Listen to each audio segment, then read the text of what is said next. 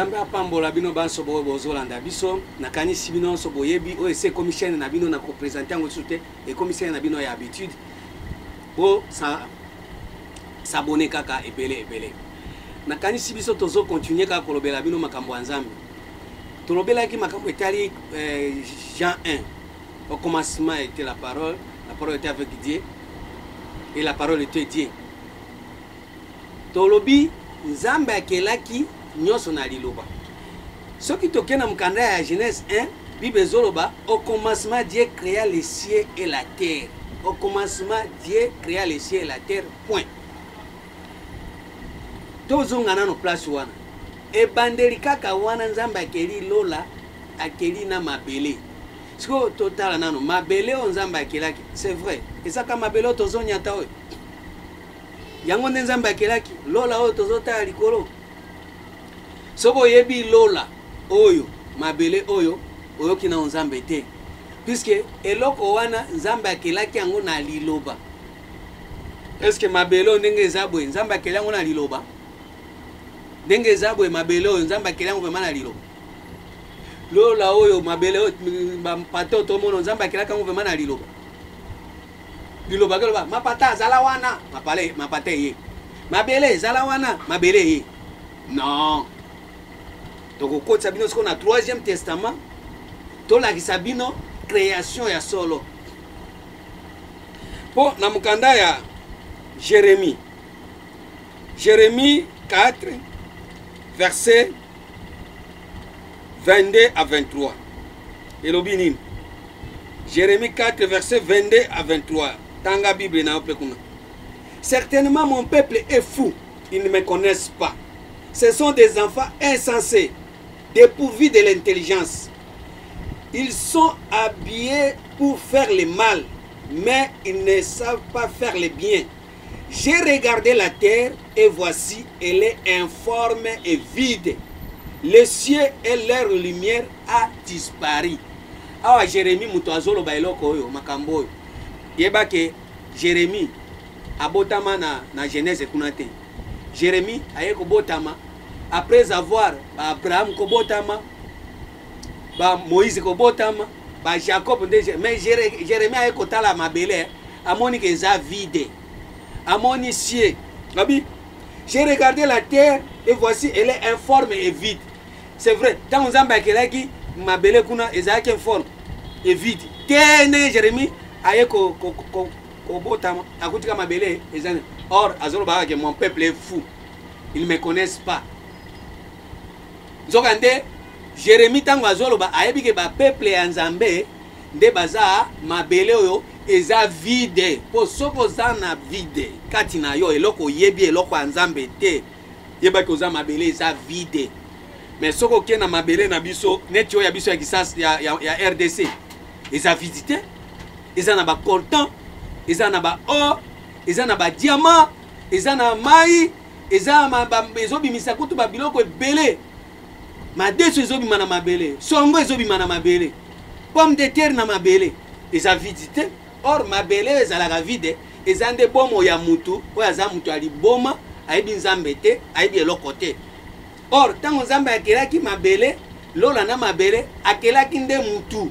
Genèse 1 eza mutu mobimba o mabele na ye soki Nzambe akeli eza azotala yango azoba boyeke nga Nzambe nde na keli na maloba na ngai mutu Nzambe akeli ye na maloba na ye nde mabele ya Nzambe. Tozonga na mkanda ya Psaume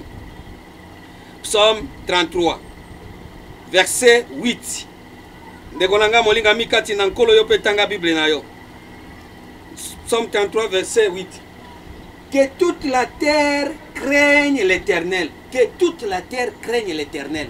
Mabele nyonso ebanga Nzambe. Ndeko nanga totala nano. Est-ce que mabele oyo ndeko banga Nzambe? Soki mabele oyo nde bangi Nzambe. Eko sala ba acte nini o Nzambe akosepela.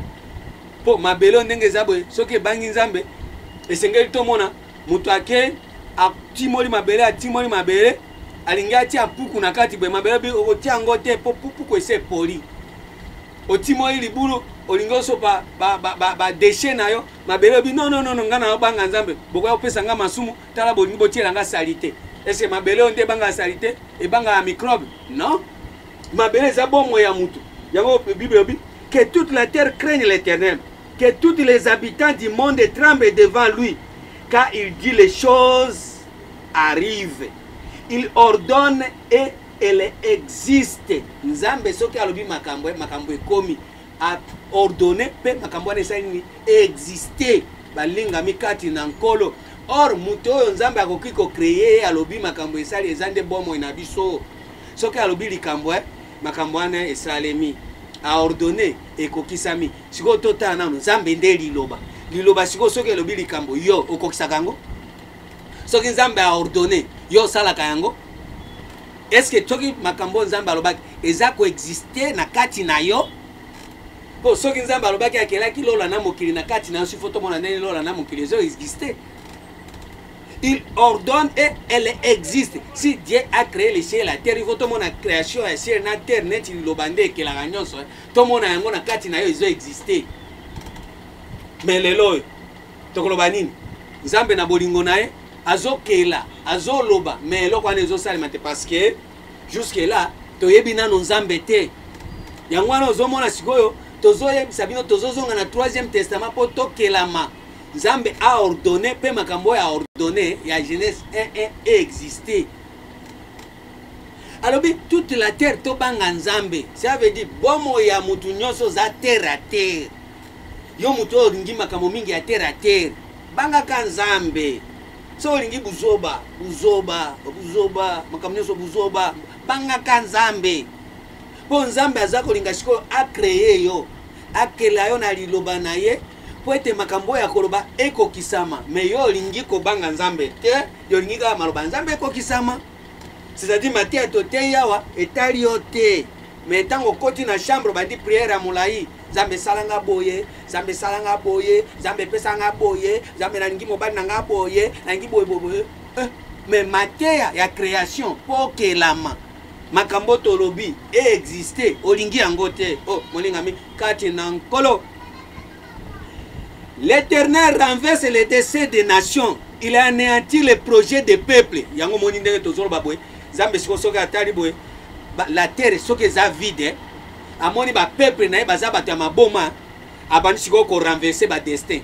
Yo nzambe alobaki par exemple okoma premier ministre. Yo okoma directeur mais surtout ki bokomi mutu apusu. A renverser ngo. Surtout ki boye okomi satinaire. A renverser yango parce que azolo ba makambo ezolinga te ko olingi ko pratiquer yango te. To continue. Les desseins de l'Éternel subsistent à toujours et les projets de son cœur de génération à génération. Awa tozotanga mkanda ya Psaume 33 verset 11. Errez les nations dont l'Éternel est Dieu.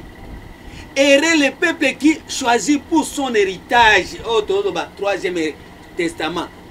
Elingi tozwa héritage pour chaque testament ils ont un héritage nango yango nazo sabino bo bangate bo kota na kati na vision na biso ya 3e alliance oyo boko yoka boko simba boko mona. Errez les nations dont l'Éternel est Dieu. Errez le peuple qui choisit pour son héritage. L'Éternel regarde du haut des cieux, il voit tous les fils de l'homme. Babi nzambe esika zali na likolo azomona mwana ya moko na moko ya mutu buzoba nyonso zosala wana okendeke église okakamatia osala kango te otosaka yango te nzambe azomona yo aza likolo makasi azomona yo. Du lieu de sa demeure il observe tous les habitants de la terre. Yo fandi mingi na buzoba nzambe azobserve yo ofandi mingi na kofinga koswana koina mutema mabe mutema likundu nzambe azobserve yo azomona yo. Lui qui forme le cœur et tout et lui qui forme le cœur à tous, qui est attentif à toutes leurs actions. Zamba zako tala yo ba action nyonso zo sala wana. Oh lolendo olingi ko changer te malgré ba caprice nyonso zamba zo sala yo anyokola o mabe apeso malade mabe atinda virus coronavirus mabe apeso malaria mabe typhoïde mabe mais azotika yo po azana posa o comprendre ozongela ye mais yo zo comprendre na ote ososola na ote yo zanoka kuna yonde ambianceur yonde mokiliza yo ozwi mutu otie eloko oyo ya nzambe omemi kisasa na mutu. Pas une grande armée qui sauve les rois, ce n'est pas une grande force qui délivre les héros. Oza no roi pour bateo toke ne soki na Belgique soki wapi roi yonde o nyoso lingi ko sala osali so lingi ko finga ofingi olingi ko tonga otongi olingi ko ibo oyibi olingi ko kanda muto kaneli so olingi pe ko papa muto papi na okomi roi babibwe. Ce n'est pas une grande armée qui sauve les rois. Ozana ba armée ebele oso komi na ba bizaleli ya mabe ebele o ezolinga ekumbio babisiko ba armée wana yango ko sauver yote. Ce n'est pas une grande force qui délivre les héros. Oza héros okomi déjà géant yoko yoka kabatu te yoka no conseil te makamanzambo yoka te etali yote obongwa manote oso komi héros babisiko. Ce n'est pas une grande force qui délivre les héros. Ozana force ya kosala mabe yango ko délivrer yote. Le cheval est impuissant pour assurer le salut. Atoza mbangu mbangu cheval ozana esprit ya cheval okimaka mbangu mbangu tupu na ngai na koboma na kosala boy na kosongisa babi yango ko sauver yote. Le cheval est impuissant pour assurer le salut et toute sa vigueur ne donne pas la délivrance. Atoza makasi wana makambo ya mabe ozwa molende okozala délivrer te. Voici l'œil de l'Éternel et sur ceux qui le craignent. Balobi miso ya nzambe ezana bato bazosani bazo bangana nzambe oza kitoko bois noir mundele oza pembe otie boye bato nyonso baolinga yo bangaka pe nzambe. Oh Yesu. Voici l'œil de l'Éternel et sur ceux qui le craignent, sur ceux qui espèrent à sa beauté, afin d'arracher leur âme à la mort et de les faire vivre au milieu de la famine. Yo zana nzala. Ozo kende kaka ame na ezaka esika ya bibembe. Setika bato basala kamabe, esika bato batongoko nde ame na yo place osepelaka yangwana. Esenge nzambe a délivrer alongolo esika bato batongoko okomala esika bato balobaka makambo ya nzambe esika bato balobaka makambo ya kimia esika bato bapesa makambo ya yo wana etali yote mais so ke kote batongoka basangisi yo babaloli bakomisi yo po kaka boyinana wana nde place ame na yo esepelaka wana nde okaka gentillesse vraiment loba nanu loba nani bandeko balinga mikati na nkolo nzambe alingi abimisa yo place wana puisque wana nzala eza wana nzala ya liloba eza wana nzala eza fufute nzala ya liloba eza place wana ifo nzambe arrache yo alongolo wana kuna bile ya nzambe eza te kuna biloko ya nzambe eza te kuna bolingo ya nzambe eza te kuna liloba nzambe eza te nzambe esengeli alongolo place wana famine eza wana. Notre âme espère à l'Éternel, il est notre secours et notre bouclier, car notre cœur met en lui sa joie, car nous avons confiance à son saint nom. Oh Yesu. Siko esengeli tozonga na kombo ya nzambe, kombo na ye ya bosantu, liloba na eza bosantu, tozonga kuna ame na biso ebanda kosepela koyaka epai ya nzambe. Po Bible elobi na mukanda Ézéchiel 18 verset 4, l'âme qui pêche, c'est celle qui mourra. Proverbe 13 verset 3, celui qui garde sa bouche garde son âme. Molinga mikati na nkolo okolamuka na tongo obandika koina kofinga meme pasteur oza kofinga ndenge nazabo oza kofinga azolakisa nini kotongo balinga mikati na nkolo oko garder ame na yo te de façon que o espérer na éternel alongola ame na yo na séjour de mort esika ya matongi esika ya kofinga esika ya critique esika ya makambo mabe esika ya moyibi esika ya lokuta esika ya mutema mabe koswana koina kochola lolendo mutuma kasi mutuma ngbongi incrédulité. Notre cœur met en lui sa joie car nous avons confiance à son saint nom. L'Éternel, que ta grâce soit sur nous, comme nous espérons à toi. Psaume 33, verset 8 à 27. Et Seigneur, tu espères na éternel. Si tu espères na éternel, éternel, c'est quoi ça? Ako zongi sa biso na kati na destin na biso na kati na destinée na biso mkanda ya Isaïe Esaïe 46 verset tobandi ata na 10. Tanga Bible moninga mikati na nkolo Bible koloba. Awa Bible na Bible. Bible nde koloba. Esaïe 46 10e verset. J'annonce dès le commencement ce qui doit arriver et dès longtemps d'avance ce qui n'est pas encore accompli. J'ai dit mes arrêts subsisteront et j'exécuterai toute ma volonté. Zambe na bomoi. Esaïe 46 verset 10. Zambe alobi ako exécuter volonté na ye nyonso na kati ya bato bako espérer na ye oyo akolinga te azonge pa nzambe nzambe ako exécuter. Oh molinga mikati na nkolo. C'est moi qui appelle de l'Orient un oiseau de proie, d'une terre lointaine un homme pour accomplir mes destins. Je l'ai dit et je le réaliserai. Je le réaliserai. Je l'ai conçu et je l'exécuterai. Oh, Yesu. Destin Nzambe. Ako exécuter. Olinga olinga te. Ozala mambikudi. Ozala prophète. Ozala magicien. Marabout. Esprit nyonso ezotelemela yo. Nzambe ako exécuter. Projet na ye epai na yo. Soki crainte na ye. Eye kati na yo. Ato salaki mabe. Obungaki déjà. Obebaki. Okomi molili. Mais ceux qui craignent Nzambe zongi, ozongeli ako exécuter oyo eloko ya tchaki kati na yo. Na continuer. C'est moi qui appelle de l'Orient un oiseau de proie, d'une terre lointaine un homme pour accomplir mes desseins. Je l'ai dit et je l'ai réalisé. Je l'ai conçu et je l'exécuterai. Écoutez-moi. J'ai endurci de cœur. Net yo zawana, ozana endurci de cœur. Donc, ngaza 100%, ngaza kimbangiste, ngaza musulman, ngaza protestant, ngaza aweza makamba musulman teo, aweza makamba ya Nzambe hapo kisango na kati na motema ya bomo ina yo. Ozala musulman, ozala catholique, ozala bouddhiste, maikari nini. Osoki makuna, okenda kuna, osala kama kambo Nzambe azana kati te. Mais awa sikoyo tozo zongi sayo, po awa soki ozongi Nzambe akota nde motema nayo. Ako kipete koza kuna akolinga nde atsala eloko eza na kati na motema yo po a exécuter projet ya tiaki yango na kati na bomo na yo. J'ai fait approcher ma justice, elle n'est pas loin, et mon salut il ne tardera pas. Je mettrai le salut en Sion et ma gloire sur Israël. Oh Nzambe sunga bato bayoka makambo Nzambe ye moko nde alingi atia sikoyo sali na ye na kati na yo. Atia sali na yo te na lingomba mobimba no. Kati na yo muto oza na crainte ya Nzambe. Po crainte ya Nzambe bato baza na ngo te o.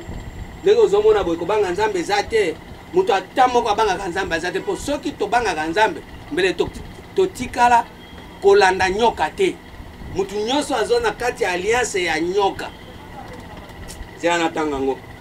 Mukanda 2 Corinthiens 3. 2 Corinthiens 3, verset 7. Nabanana 2. 2 Corinthiens 3, verset 2. C'est vous qui êtes notre lettre, écrite dans nos cœurs, connue et lue de tous les hommes. Yondo ko oza mukanda Nzambe. Et c'est surtout totangi Bible, totali papier, totali livre. Tokomi kotala yo. Makambo ekomami na Bible, totali na kati ya motema nayo. C'est vous qui êtes notre lettre, écrite dans nos cœurs, connue et lue de tous les hommes. Vous êtes manifestement une lettre de Christ, écrite par notre ministère, non avec de l'encre, mais avec de l'Esprit de Dieu vivant, non sur des tables de pierre, mais sur des tables de chair, sur le cœur. Nakati ya motema na yo, molinga mi. Mais tokotala bo nakati ya motema na yo eloko ezate, eloko ezate. Olatika barobe ya pembe, ozokende église otie nini babe aso ni mtama. Olati otie ba mandefu ozui otie parfait wana ezali banda na yo na kati ya motema na yo eloko ekomami ezate. Yango siko bi yonde oza mukanda Nzambe. Soki totangi makambo ya Biblia wa tomona kango na kati ya motema na yo molinga mekati na nkolo Nzambe asunga yo mutozoka nga bete na Nzambe maboko makasi ndenge ozoka makambo. Bete na Nzambe maboko makasi. Po yondo komi mukanda ya Nzambe. Mukanda ya Esaïe 34 verset 16 elobi nini? Mukanda ya Nzambe batangi yango totala nano soki mukanda ya Nzambe za yo ya solo. Esaïe 34 verset 16 elobi boye. Consultez les livres de l'Éternel et lisez. Aucun d'eux ne fera défaut, ni l'un ni l'autre ne manqueront, car sa bouche, là, qui les a rassemblés. Consultez les livres de l'Éternel. Babi, consultez les livres de l'Éternel. Pour qui maman connaît la Bible. C'est vous qui êtes notre lettre. Pas consulter yo. Okosa les sous de faute. Ceux qui nous ont passé à commis na kati na yo, à commis na kati na yo. Okosa la défaute. Mais yo nenge okomamite. Yango moni ozo sala ka ba défaut. Lobi kuna moyibi. Lobi kuna mutu ya songi. Lobi kuna mutu ya boye bandi. Oh mutu ya zododo. Ozo sala ba défaut total la livre makambo ekomama boye. Ozo sambela. Na makambo ekomama na Bible. Na vie na yo e balanite. Ozo sala défaut. Or livre nzambe zande bo moina yo. Esengeli ba consulter ba mona ke okomama ya solo makambo nzambe esprit nzambe fanda na kati na yo. Moninga mikati na nkolo. O eza 3e testament. O eza 3e testament. So moi makambo na lo beza lokuta benga ngai signale ngai yebisa ngai nakata. Nakata na lo ba isusu te. Nakanga chaîne oyo. Mais ce que zo se pesa. Betela nzambe maboko makati. Ce que oyebi ke za vérité. Betela Yesu maboko makati. Betela Yesu maboko makati. Po o eza tango esengo. Bible ezo tinanga na yemba nandimela nani nandimela nzambe na lola oyo nandimela nani nandimela nzambe na lola oyo nandimela nani nandimela nzambe na lola oyo kumama yawe kumama lelo yo kumama lelo yo Sambaba tomae, kumama lelo libela, kumama yeswe, kumama lelo. Soko komi livre ya nzambe, ba consulter yango o sala défaute, okoma mutu esengo. Okoma mutu esengo. Okoma mutu esengo. Pourquoi? Parce que makambo nzambe akosala nayo, okomi livre na yoka livre yango ekomami na Esaïe 2. Verset 2. Il arrivera dans la suite du temps que la montagne de la maison de l'Éternel sera fondée sur le sommet de la montagne, qu'elle s'élèvera par-dessous les collines et que toutes les nations y enflueront. Bato bakoye pa na yo yokomi ngomba ya nzambe, bato bakoya po ete ba matana ngomba wana, toutes les nations. Balobi consulter les livres de l'Éternel, bato bakwanda ko consulter yo. Po ete bato baye pa na yo, esengelo zana o livre o ekomami na maboko na musapi ya nzambe bato babanda ko consulter yo baya bamona ka nzambe à travers yo. Il arrivera dans la suite des temps que la montagne de la maison de l'Éternel wana komi ngomba ya ndako ya nzambe nzambe ndako na ye ekomi na ngomba bomo ina yo okomi na ngomba ya nzambe pensée ya nzambe bonzambe bato bakoya sikoyo epai na yo po ete bamona nzambe molinga mikati na nkolo. Mais lelo ezaka soki bato baye bamoni satana ndenge atelemi ya nzami pona nini soki baye pa na yo posa ya mokili esili posa ka moto amijembika posa ka moto akufa posa moto akima ndako pona nini oza motane ya nzambe te oza ndako ya nzambe te bomo na yo eza ya nzambe te bomo na eza ya masumu bomo na eza ya satana bomo na eza ya songi bomo na eza mtema mabe bomo na eza bokabwani bomo na eza opesa motema pasi ya konyokola baninga oza ngomba ya nzambe te oza ngomba ya diable. Oh diable amatisa ki Jésus alobi yaka na kopesa yo bomo nyonso ya mokili oyo ya seo eza ya ngai eza ngomba wana nde yo. Mais siko esengeli tokota na ngomba ya nzambe po bato baya epele na ngomba wana. Les peuples ils se rendront en foule et diront venez montons à la montagne de l'Éternel à la maison de Dieu de Jacob afin qu'il nous enseigne ses voies et que nous marchions dans ses sentiers. Car de Sion sortira la loi, de Jérusalem la parole de l'Éternel. Oh Jésus. Est-ce que mutu moko azoyoka makambo? Est-ce que nakati na bino ndebo fandi wana malgré boza wana? Est-ce que mutu moko ayoki na makambo? Tanga na mukanda o vraiment. Balobi okoma ngomba ya nzambe yango moni soki lelo to sosoli makambo yo bato bakouta de n'importe où bayaka bayuka ekoluka bayoka nzambe bayoka liloba ya nzambe. Mais nani akoya koyoka liloba ya nzambe pa na yo? Yo ndengo zawana dere kutu mutu alobi boy ngai nakotala ba comportement ne jamais na otilo ke na église na bango. Yo oy sambela ko oy no yete omoi bato bakimi église likolo na yo po ngombo mataki eza nzambe te. Or esengeli bato bazonga baya na motane na ya nzambe Esaïe kaka wana. Ésaïe 66, verset 15, 17. Ésaïe 66, verset 17. 17. Ceux qui se sanctifient se purifient dans les jardins. Ah, tozolo makambo, tozozongi sabino tolongoli bino na champ, tozongi si na jardin nzambe. Pa totanga mkanda ya Genèse 2 verset 8 babi nzambe a plantaki jardin na kati ya jardin de atiaki arbre de vie. Ah babiko ba bazako se sanctifier. Ceux qui se sanctifient se purifient dans les jardins. Ceux qui mutu alinga ya ko peto lama. Aya ko koma mutu ya peto. Il faut aya ko se purifier na jardin. Jardin pourquoi? Parce que kuna nyoka ze susute, lokute ze susute, moibi ezate, mutema mabe ezate. Mais yo lelo oza jardin te, yo za champ, ba nyama nde bazobima kuna. Nyoka nde azobima. Séduction, lokuta moibi mutema mabe, songi, nyoso de champ. Place au makambo eza mpilinga mbe. Mais babi bosiko. Awa soki tozozonga na kati ya 3e testament tozonga sabino na jardin. Po bato bayaka ko se purifier, ndenge nazo baba nazolo babo. Bato bayaka ko se sanctifier. Ceux qui se sanctifient et se purifient dans les jardins, au milieu desquels ils vont un à un, qui mangent de la chair des porcs, des choses abominables et des sourires. Tout cela périront, dit l'Éternel. Ah, sikoyo, tango koya na jardin, soko oliaka ba ngulu. Oliaka ngulu, c'est pas dit ngulu oya ba musulman baboya. Ngulu ezani. Yo zalaka oke ba sambeli pona yo. Oyo kili loba, mais ozongi kana potopoto. Oliaka nde ngulu. Po ngulu nde azonga kabongo. Oliaka banyama mabe. Okokufa, esengeli okufa, esengeli olongwa na biloko wana. Po ete nzambe sikoyo apetola oza deja na bizaleri ya bonyama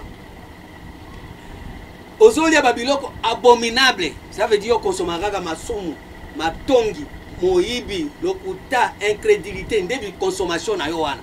Mais babi sikoyo eloko wana ekokufa yo boye na nzoto bokufa te, mais esprit wana esengeli kufa.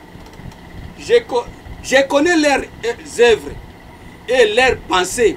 Le temps est venu de les rassembler toutes les nations et toutes les langues, et ils viendront et verront ma gloire. Wana 3e testament. Tozo zel sabino boya. Boko yoka, boko vivre gloire ya Nzambe, destin ya moko na moko et komonana. Nzambe akofungola moko na moko. Kumisama sanzolama. Nzambe azo alokum. Tika kombo ya Nzambe kumisama. Tika elenge ya liloboyo ekumisa natange mukanda Esaïe 66 verset 17 yo continuango tina suka continuango tina 20 même tina 24 na ebisio Nzambe à 3e testament ça déjà na bon monde.